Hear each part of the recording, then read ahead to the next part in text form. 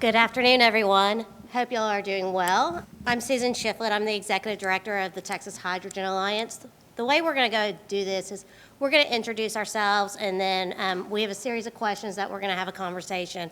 Very informal, so if you have questions or anything, please let us know. We have some great experts on this panel, and we look forward to talking about it. So the Texas Hydrogen Alliance, we are a policy-driven organization in Texas. Our members range from large E&P groups to large renewables to OEMs and refueling entities. So my chairman is Air Liquide, and I have a board of 13 lovely individuals that guide us to produce strategic relationships with our legislators, and we basically develop smart policy and smart regulation to grow hydrogen in Texas. So look forward to this conversation, and I'll pass it over to Camden. Thank you. Hi, everyone. Thanks for attending. My name is Camden Moss. I currently work for Biotech, which is a hydrogen production and transportation company. I'm also on the board of St. Louis Clean Cities because that's actually where our first hub is, just a few miles east of St. Louis in Wentzville. And from there, I'm just going to pass it along. Hi, everyone. This is Lauren Matar. I work at a nonprofit in Michigan called Next Energy, and our mission is to help accelerate smarter, cleaner, more accessible solutions for communities and cities, which is a very broad mission. But we focus a lot on the mobility space, both on electrification and hydrogen, and then we also do some smart city and smart grid work. I primarily focus on the mobility side, and we have a strategic partnership with the Michigan Clean Cities Coalition. So our two organizations are affiliated and work together very closely. The work that we try to collectively do is a lot of private-public partnerships to bring demonstration and testing into the state of Michigan, but also we do work both nationally and internationally. And then very specifically, a project I wanted to highlight is our work with a heavy-duty hydrogen consortium that is working with 6 key industry partners: Shell, Toyota, Nikola, Air Liquide, Nel, and Hyundai. And we're working to develop fast fueling components for heavy-duty hydrogen refueling. So if anyone was in here earlier this morning when I think Cody was talking about the refueling for the Class 8 trucks taking about 30 minutes, this project is trying to make it much more comparable to diesel, so refuel in 10 minutes or less. And that's a partnership also with the National Renewable Energy Lab. And all of that work that we collaboratively do is feeding into the international standards organizations that are helping to set the international standards for those components, the geometries, and everything, all the testing requirements for those components. So that's a lot of the work that I focus on a lot in the context of hydrogen. And I'm Therese Walker. I'm a managing director at Emergent Method. We are a management consulting firm based in Baton Rouge, Louisiana, so not too far from here for those not as familiar. We do a slew of things as consultants typically do, but primarily as it relates to sort of this space, a lot of our work is focused around project management, grants management, proposal development, and a large section of that work is related to stakeholder engagement. So spend a lot of time across the state. We've notable projects that we've supported in us, like I mentioned, quite a few of those areas. The HALO, the hydrogen hub that was proposed, Arkansas, Louisiana, Oklahoma. We really kind of spearheaded the project management on behalf of the state of Louisiana and worked to be the collaborator, facilitator of all those stakeholders to develop the proposals that ultimately went into DOE. Several private sector clients that are actually building, implementing CCUS, carbon capture, sequestration, hydration projects all across the state and really the Gulf South. And then the H to the Future, which is a regional coalition led by the Greater New Orleans Inc. organization, focused on how to appropriately bring lower carbon technologies and projects into the South Louisiana Industrial Corridor. and then the future use of energy in Louisiana. And that is a consortium of several universities across the state of Louisiana who are actively developing what ultimately our education ecosystem, and then more broadly how we bring those projects and these type of projects successfully to Louisiana. So we've really got a team of multifaceted skilled professionals that can, touch and support, kind of plug in wherever any of these organizations see a need. So at one point, I was the youngest one on the panel, and now I am the oldest one on the panel. So with that being said, I have some questions that I have to put my glasses on. Let's talk about real fast. Hydrogen is getting a lot of hype right now, and it's a great time to be in this arena. And what are some of the challenges you see moving forward within your projects? And it's a very diverse group of projects, but I think you're a very diverse group of people that can discuss this, that you see we are facing in the hydrogen industry. We just had an event in Dallas yesterday, so I can kind of, describe what we heard, but I think you're going to go ahead and speak to it. So, Camden? Thank you, Susan. Yes. In any new industry, there's always going to be problems that arise. I think the biggest step right now is collaboration that needs to occur to make sure that the industry is moving at the speed of what all of the chatter is saying.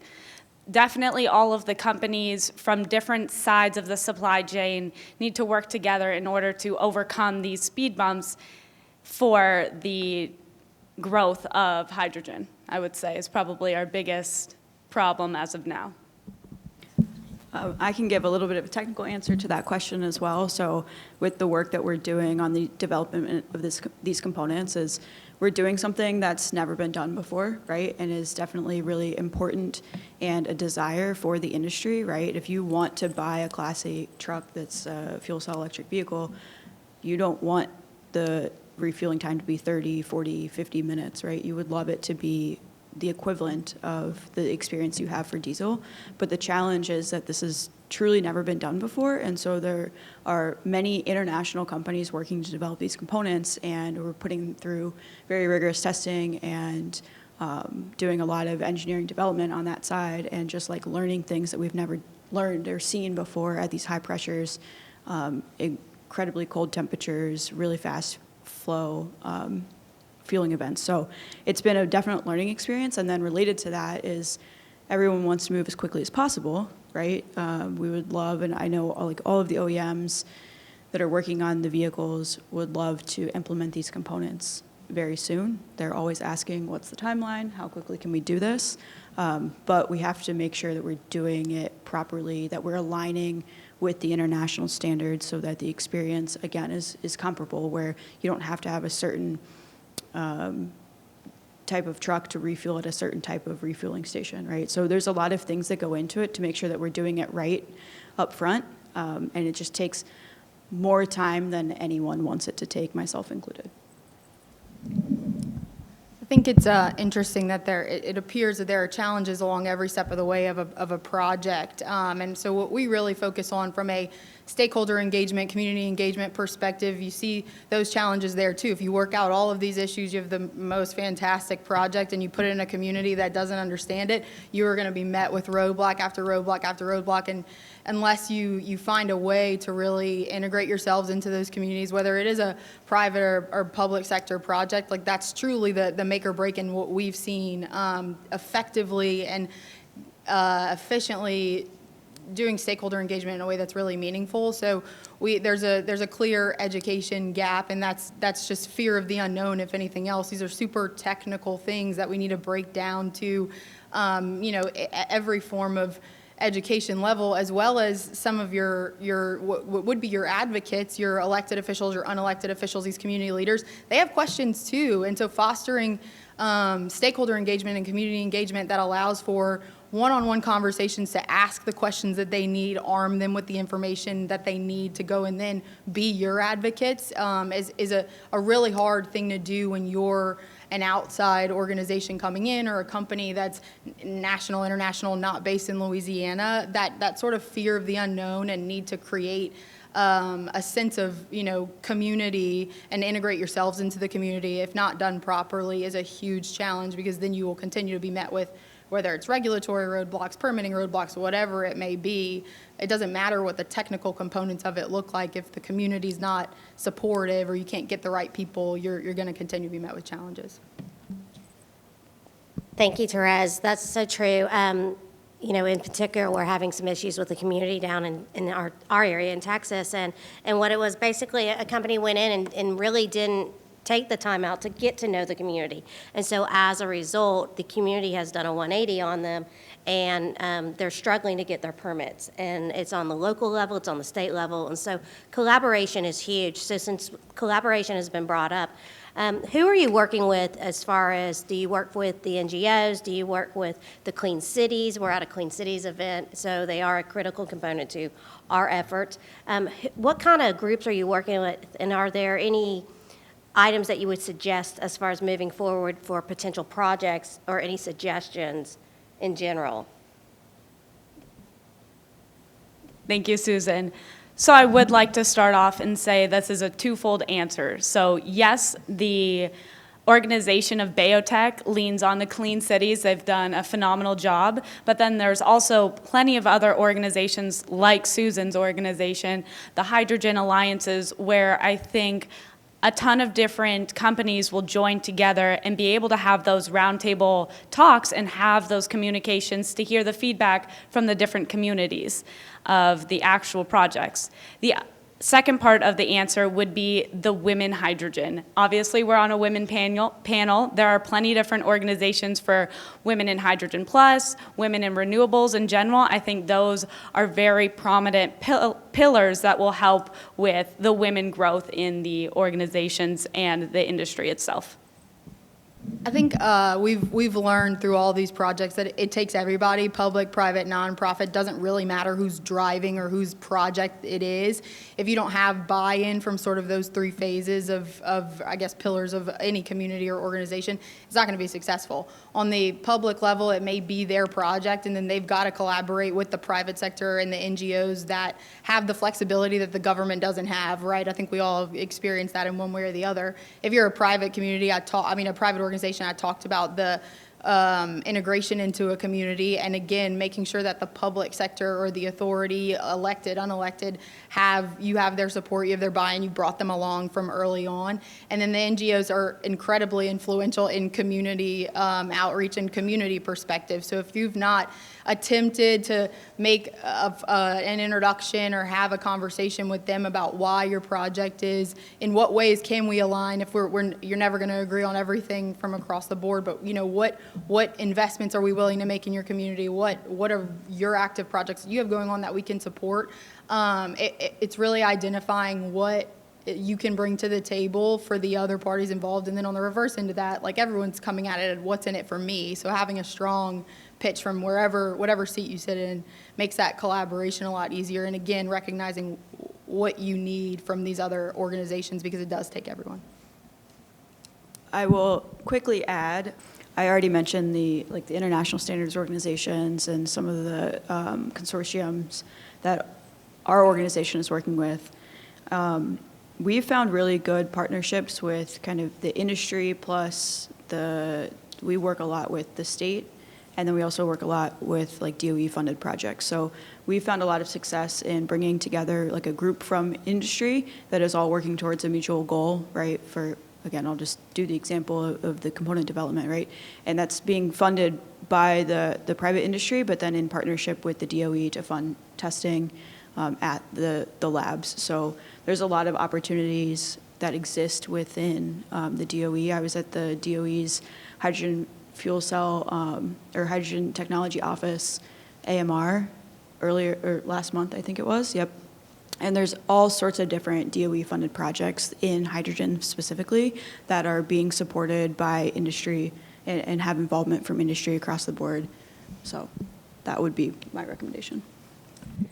And before we move forward, I just want to do a hot take. I would love if all of us could collaborate on the colors of the hydrogen. And since we are in the industry, we just decide to focus more on carbon intensity instead of focusing so heavy on the colors. I think that would definitely help with the education, not only within the industry, but then also outside of the industry, like the communities we were speaking about. And I will say we are color agnostic. We just want to grow the industry. So one of the things I heard yesterday in particular, and we've heard a little bit about it today, is cost.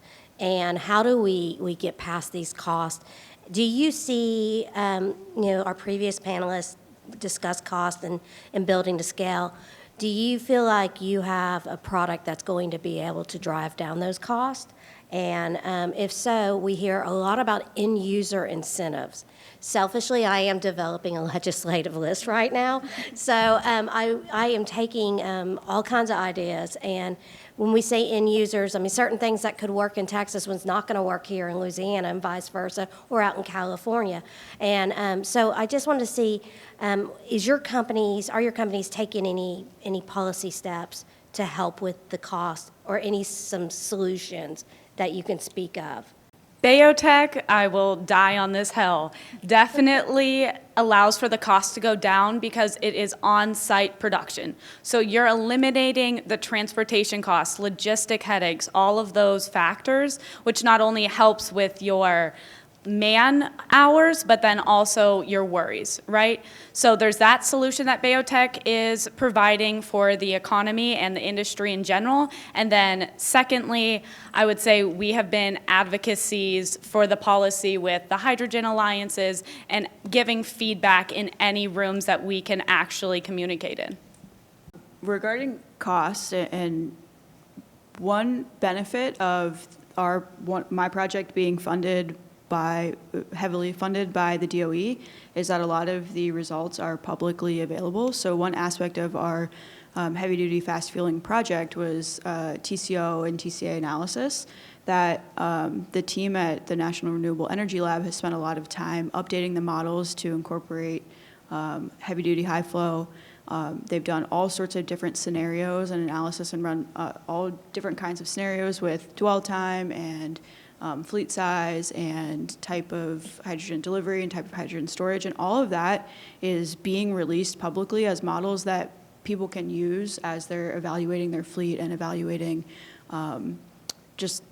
looking at their picture for hydrogen, right? So those tools are funded and then publicly available, and even just, I think last week, a couple of the models got released on the NREL website. So regarding costs, that would be the one thing I would want to share with everyone, is that those TCO, TCA analysis and those resources are available for everyone to use. I cannot give a technical answer, and I'm not going to pretend that I can. I know enough to be dangerous, but I don't really know. So on behalf of our clients, though, it's when we talk to them about how, we're not in the weeds on how they're going to reduce costs from their product, but the conversations are very often, to piggyback on what you said, who and how and what kind of collaboration and advocacy do you need to be doing to go and make sure that people understand the value you're bringing to the table, so that on a state level might turn into tax incentives or, some sort of grant program from a state agency that you didn't know existed until you got there. Also applies very heavily on the federal level, as well as the amount of federal investment into this space right now is unprecedented. And you can imagine, hopefully, again, color aside, it can continue in some form or fashion. So are you, do you have someone that's actively thinking about and taking advantage of all that's out there? Because if you've got a solid plan in place, the money is there for you to go get it. You just got to, again, come to the table with exactly what you're asking for and have it pretty clearly laid out. So since we are in Louisiana, let's talk about why is Louisiana going to be key to the hydrogen industry? I know, unfortunately, the HALO project did not get picked under the DOE hub project. The small little project in the Gulf Coast on our side did, sorry. But the whole point of the hubs is it's going to be seed money for so many other projects that are coming down the line. And we are actually working with Ann's group, side note, on a DOE proposal for safety and permitting, because this is a huge avenue that we have to get beyond.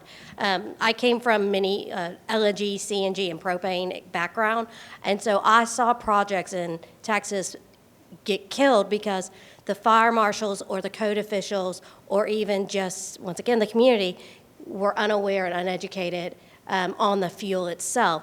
And so this project that we're waiting to hear about is a threefold project that does webinar-based training. It also does a roving seminar-based training for fire marshals, and then it provides live fire training to first responders at Texas A&M's fire school. So having said that, what makes Louisiana perfect for the hydrogen ecosystem?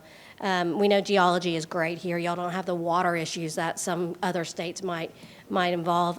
I'm not familiar with the power part of things here in Louisiana, but can any of y'all address that? I think, Therese, you've done extensive. Yeah, I can take this one and feel free to jump in.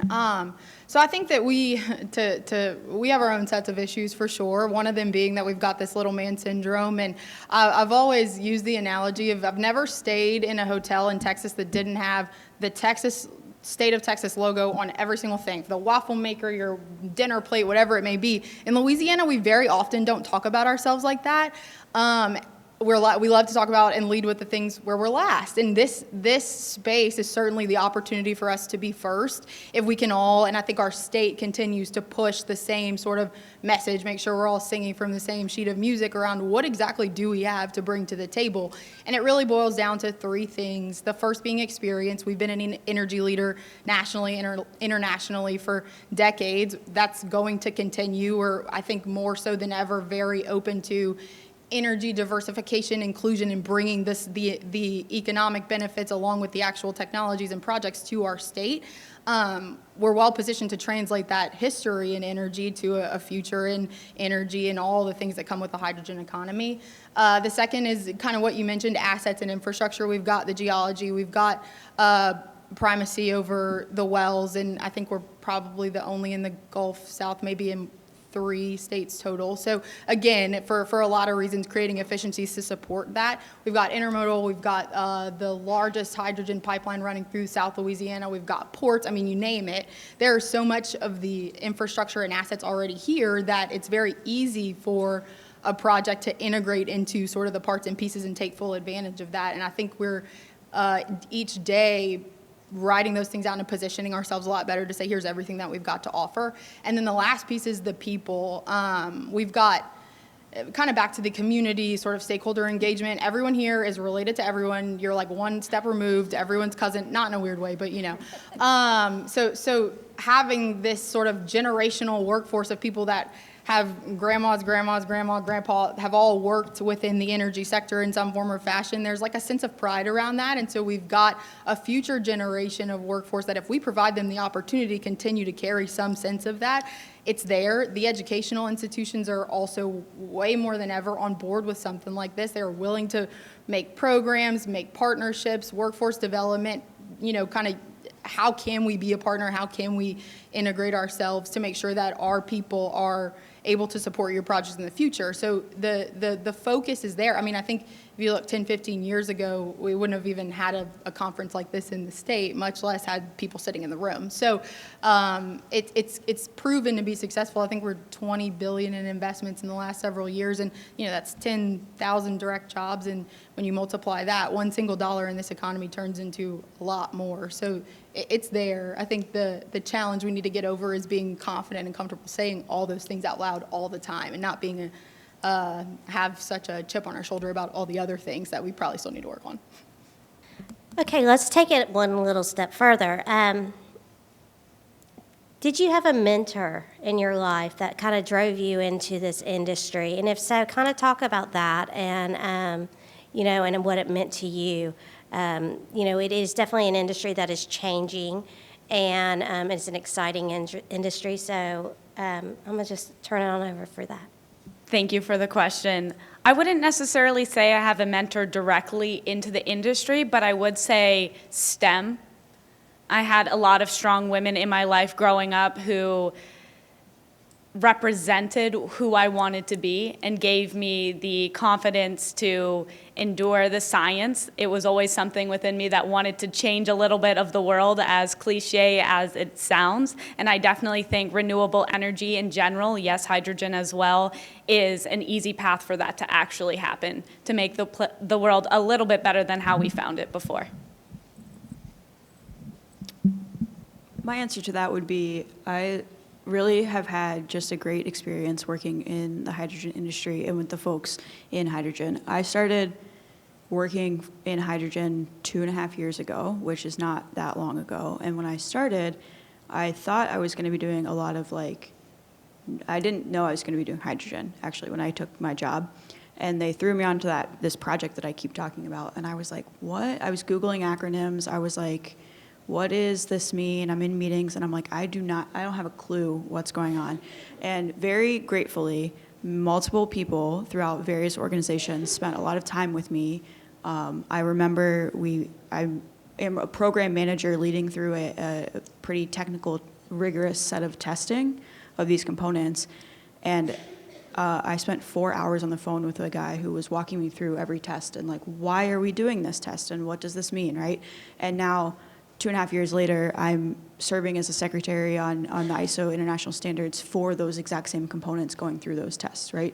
And that couldn't have been possible without all of the great support that I've had. I can't pick one specific mentor, but the people in the industry who have been just so generous with their time and their knowledge, who have been willing to educate me and others about what are we doing, what is this industry, what do you need to know, how can you learn more. So my intention is to pay that back as pay it forward, I guess, really, many times over as much as I can. So very grateful to everyone that I've worked with.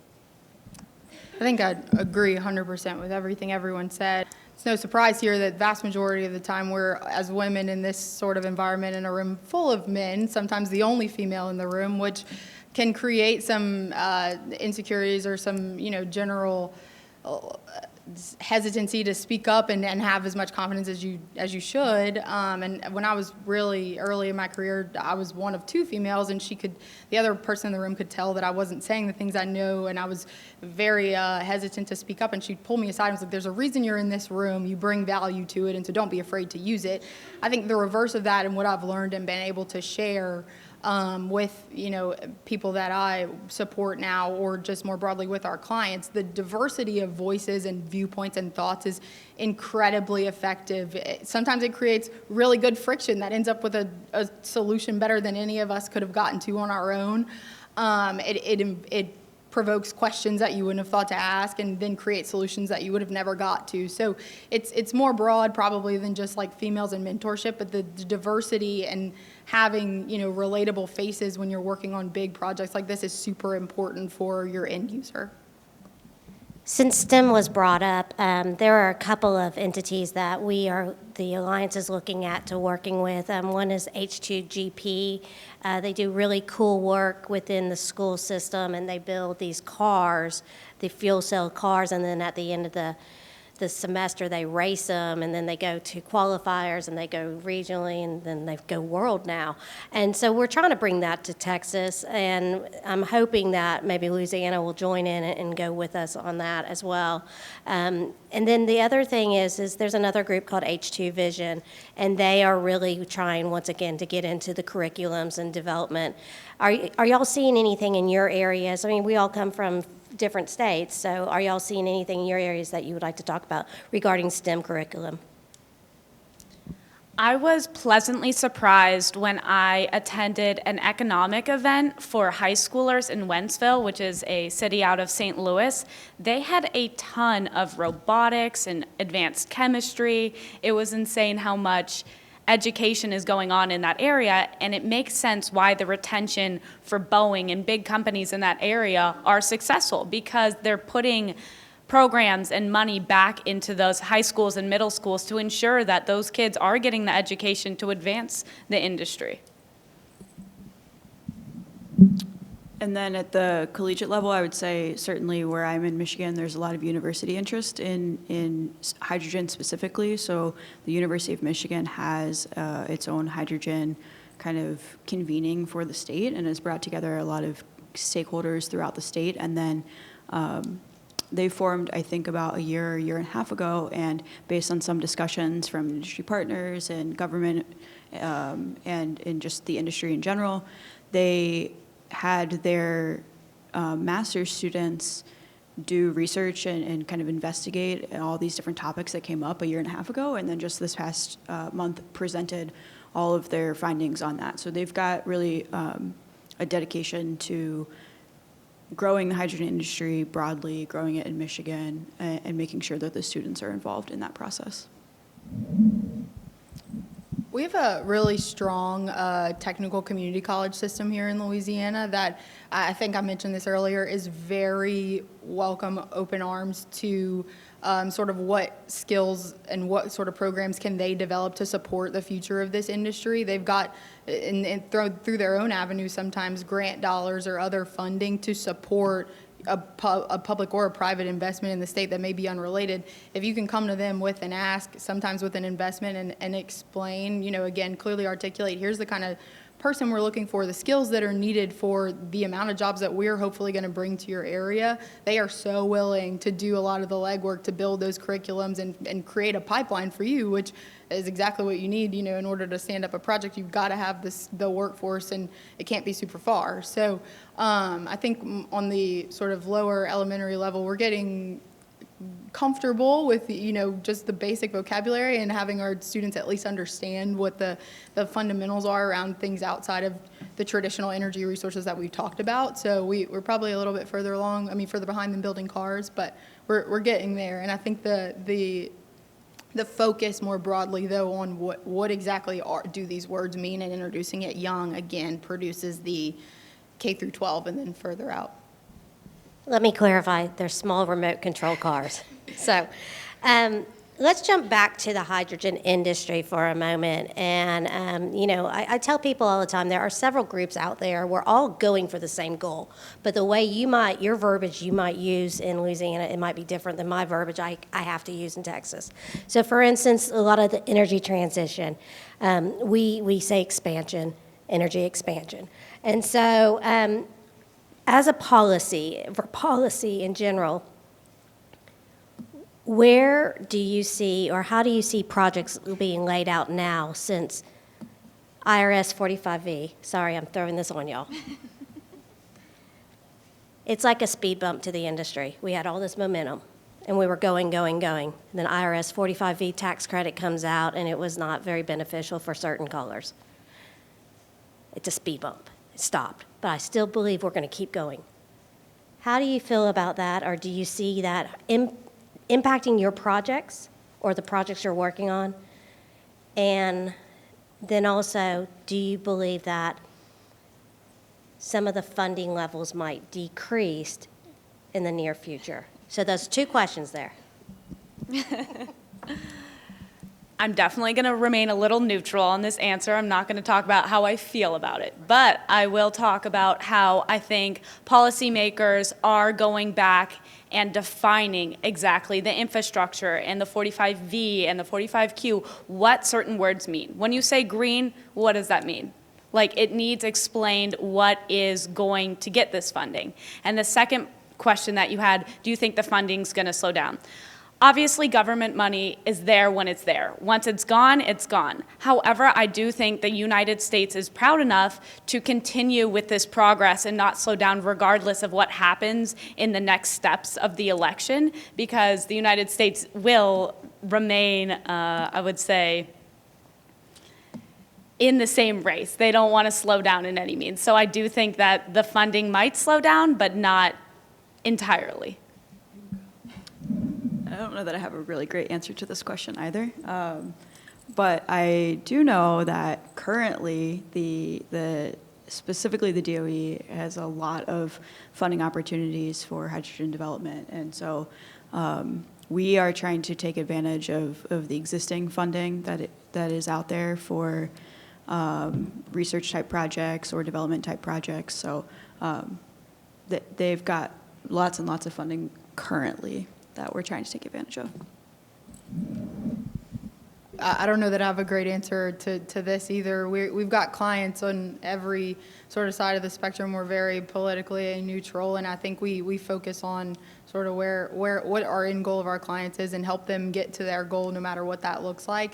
I will say that it is an unfortunate reality that some of these things do become politicized, whether it's intended to or not. And Louisiana is kind of a case study in that, because you'll hear, we're obviously a red state and there are certain affiliations with that, but you'll not hear anyone in this state, I think, deny that we get whacked by stronger storms, more intense storms, and have more and more climate change or whatever you want to call it year over year.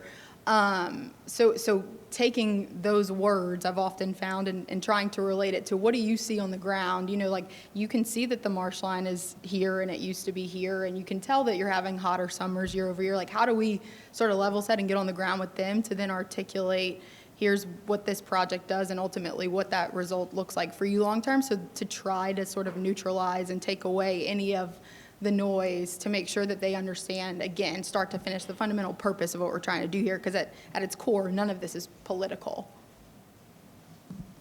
Okay, so for the last question before we start taking your questions, since I've asked y'all the questions, do you have anything to ask of me? Sure. Okay, we know that you have given shameless plugs, right, to your alliance, but I would like to hear what inspired you and how did you start your own organization? I'm a fool for fuels. I have, my background's in environmental science, but I wanted to do PR marketing, and when I graduated back in the dinosaur age, that wasn't a job. And so I was a planner for a really long time, and then I moved into marketing and PR for the propane industry, which eventually went into natural gas vehicles. They decided I wasn't worthwhile, so they got rid of me. It was great. My mom said, "What did you do to get fired?" I was like, "Mom, I didn't do anything." So anyways, it gave me strength to go out and start my own company. From that, I started the Texas Natural Gas Vehicle Alliance. We rebranded to Texas Clean Fuels Alliance. And after last session, I was going to take some time off, and I fell into the Texas Hydrogen Alliance. I do think it's harder to run an alliance that you didn't create than coming in after the fact. So that's where I got here. There was a lot of people, a lot of friends. I have a lot of business acquaintances. And so, my biggest point to people is never burn bridges, because you never know when you'll be working with that person again. And that's a lot of truth. So. Tell us about maybe one of your greatest successes, proudest moments, either in your current role or the other one. On a personal level, I am a child advocate. It's a tough job. It's a volunteer job. I work with the children that are in the system. And from that, you can get very jaded, which could describe some of my personality. But it also, one of the most beautiful things I ever saw in my whole life was 3 children that got pulled from their homes, drugs mostly, were adopted out. And the day that they got adopted out, it was an instant family, and it was the most beautiful thing I'd ever seen in my whole life. So, these children I still keep in touch with. They're driving now, and I tell everybody, and some will understand this, probably the worst thing that's ever happened to these children is that they're going to become Texas A&M Aggies. So, but no, so that's one of my biggest things. And then working on policy. Policy is crazy, it's chaotic.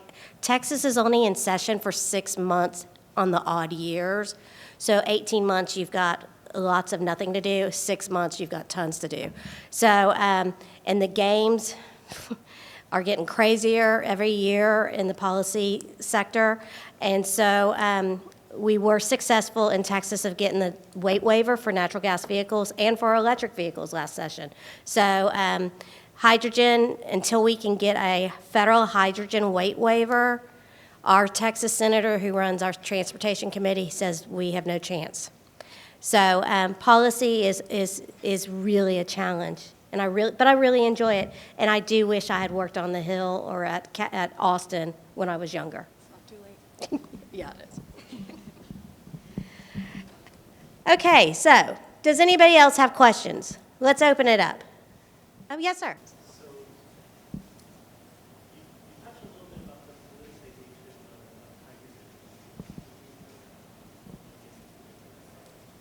So whether it be on vehicle side, or I'm even going to throw in on power side, I mean power like generation, we are at a point in our lives that it's going to be all kids in the pool.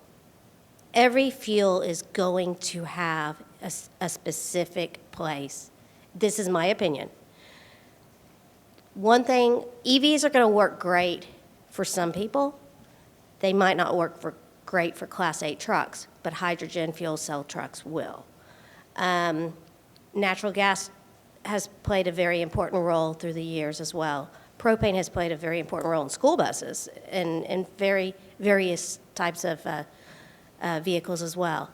So I think it's going to, at the end of the day, we all kind of fight against each other. And personally, I need to say, we need to stop that. We are working towards the same goal, air quality for the most part. I mean, energy independence, but air quality is usually our main goal. So that's my take on it. Yes, Susan definitely hit it on the head. We have to work together. We're not getting rid of oil anytime soon, right? We're all just risk aversion, like making sure that, especially in a state like Louisiana, if something were to go down, if there was a natural disaster, you have other options for the energy. And I definitely appreciate you asking how the EV side can support hydrogen. If Bayotech's not a fit or if hydrogen's not a fit, I'll explain it to them. I'm not going to tell them no, but of course, there is geographically and different parameters that allow certain microgrids, hydrogen, or EVs that fit and make more sense. It just depends their circumstance, and they really have to be talked through and not just convinced based upon one salesperson, right? This is probably obvious, but just education, right? Where Camden already mentioned earlier, there's so many different colors of hydrogen, and it's confusing, and no one knows what you're really talking about. Or so making sure that there's regular conversation and education about, like, what are we doing, why are we doing it, and Therese mentioned it as well, like just the importance of having those conversations and educating the community, but also the policymakers and lawmakers and just everyone. I think people are much more familiar and understanding now of EVs, right? So that makes sense to a lot of people and they can really wrap their minds around it. But hydrogen is still very confusing and kind of a scary idea for many people because it's just, there's so much unknown to certain people, right?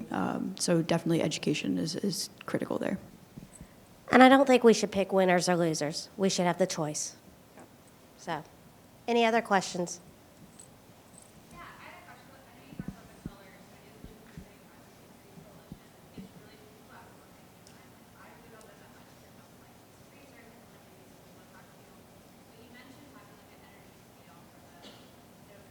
Thank you so much for the question. A generalization for the color is to describe how the hydrogen is made, not how good it is for the environment, right?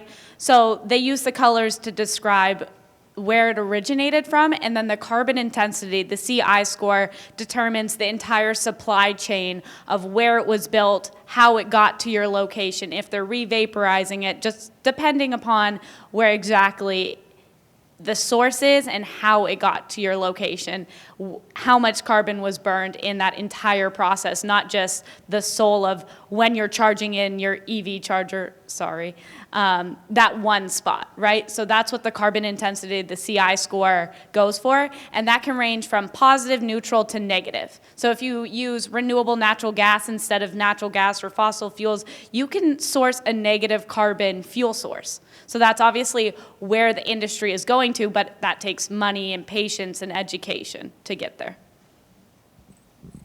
And recently, the National Petroleum Council just came out with their annual report or their large report to DOE.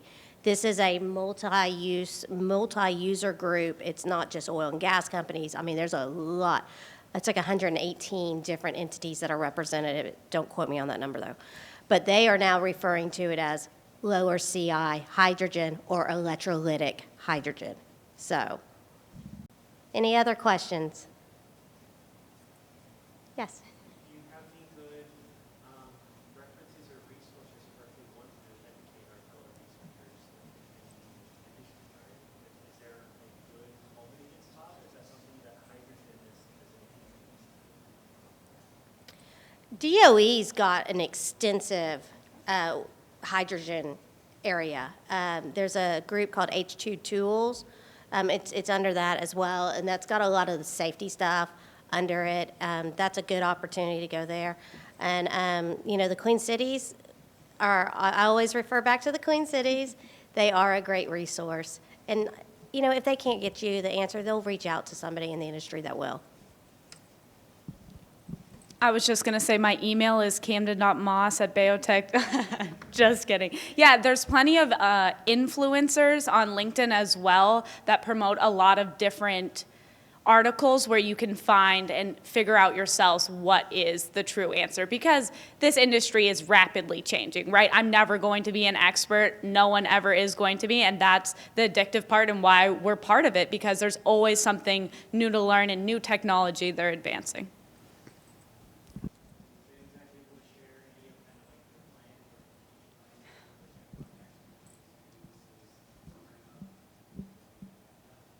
Yes, thank you for that question. I would always love to hype up Bayotech.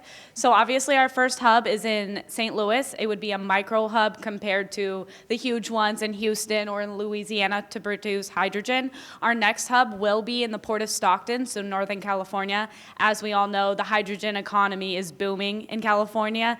As for the entire world, it has the most there.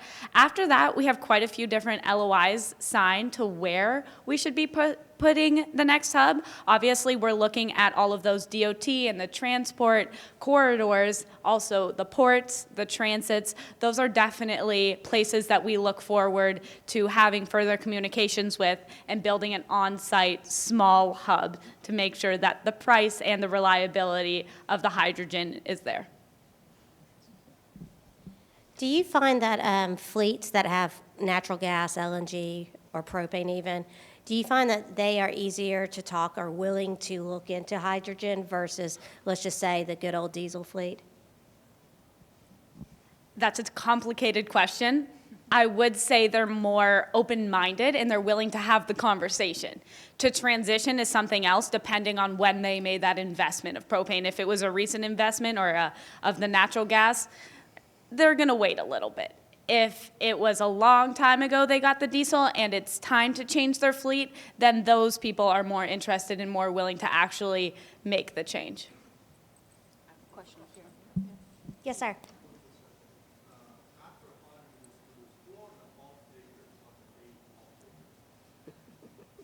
That's the good question. That's the million-dollar question. We are looking for end users and takers. It can be anywhere from cement plants, clean steel, hard to decarbonize areas, to transit agencies.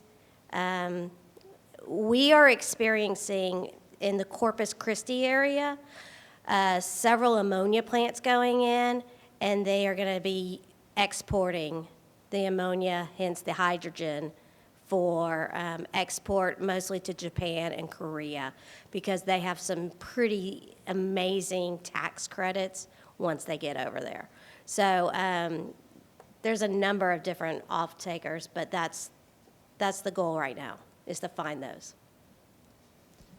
She did a great job hitting it on the head. I would say the larger picture would be mobilization, right? So there's the trucks, the cars, the aviation, the trains, the ports, like the barges, all of the tuggers, or in manufacturing, some of the forklifts. So that's one aspect. Another aspect would be the green steel she referred to, the welding, the glass making. You can use hydrogen for all of that, the furnaces, the boilers. And then there's also the food. So hydrogenation in the Midwest, they use hydrogen. Hydrogen's been around for centuries, right? It's just not known to the public exactly how it's applicable and how it is used in their daily usage already.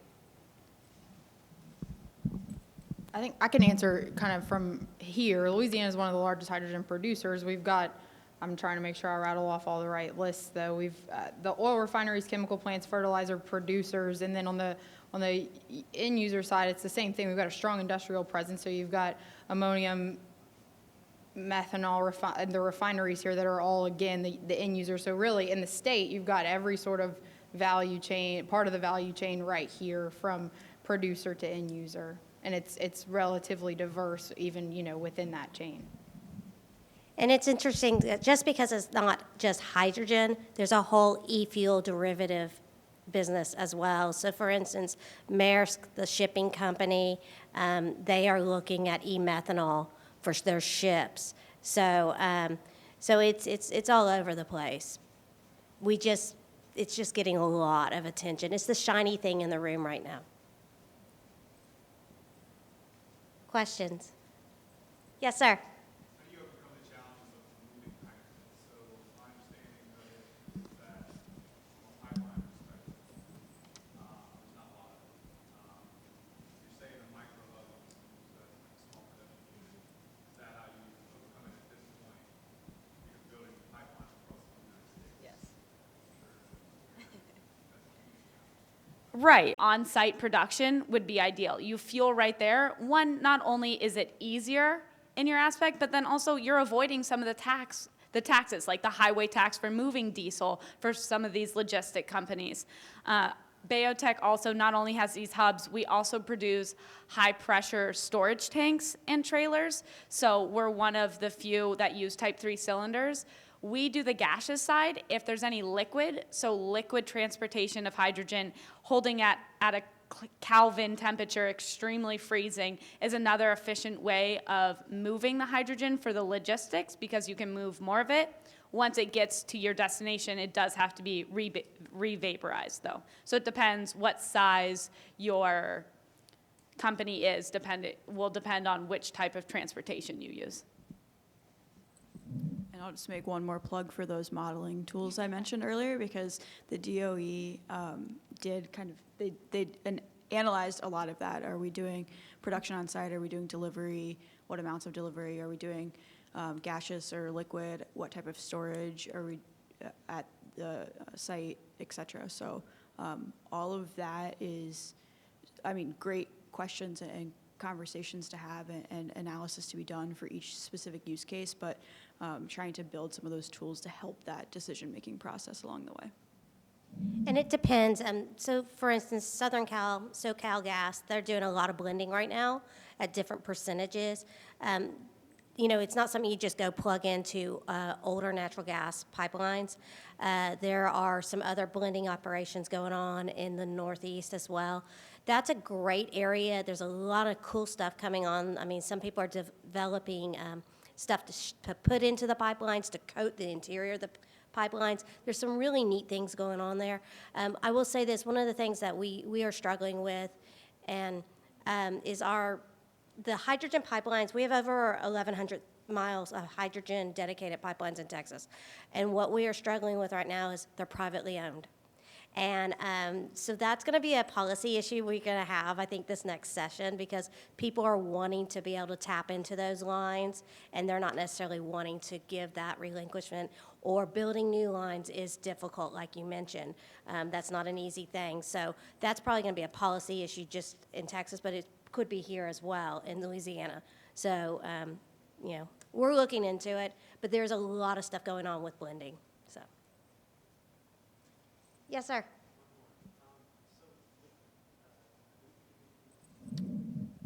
The short answer, yes, definitely. I think the need is there. I think our focus is for Class 8 heavy duty, so like the semi-trucks, right?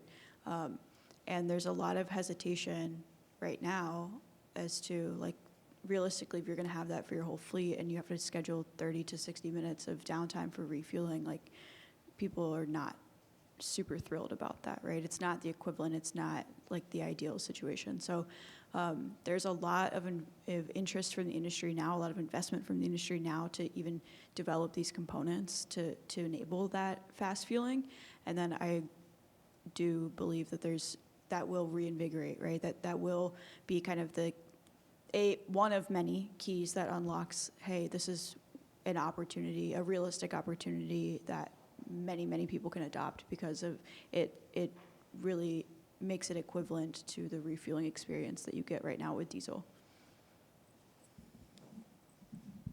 Okay, it's 4:30, so that concludes our session. So I want to thank Camden, Lauren, and Therese for a great panel. Thank you so much. Thank you for being leaders in the hydrogen industry. I look forward to working more with all of y'all.